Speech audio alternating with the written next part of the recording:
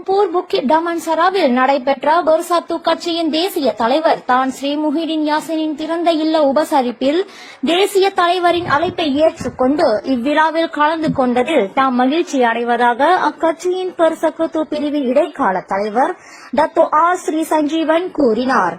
சகோதரத்துவம் நிறைந்த ஒரு சூழலில் பல்வேறு கட்சிகளின் தலைவர்களும் தோழர்களும் ஒன்று கூடி தங்கள் நட்பையும் ஒற்றுமையையும் வலுப்படுத்திக் கொள்ள ஒருவருக்கொருவர் கைகுலுக்கி தங்கள் அன்பையையும் மன்னிப்பையும் பரிமாறிக்கொண்டது மனதுக்கு நிறைவாக இருந்தது என அவர் குறிப்பிட்டார்.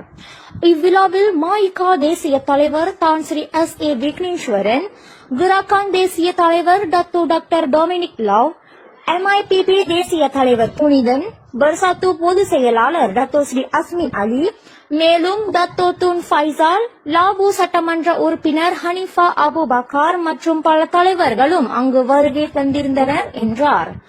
இது கூட்டணியின் வலிமையையும் ஒற்றுமையின் உணர்வையும் பிரதிபலித்தது என சுட்டிக்காட்டிய ஸ்ரீ சஞ்சீவன், மதம், இனம் மற்றும் நாட்டிற்காக ஒன்றுபட்டு உறுதியுடன் தொடர்ந்து போராடுவதே பெர்சாத்து கட்சியின் பலம் என்றும் தெரிவித்தார்.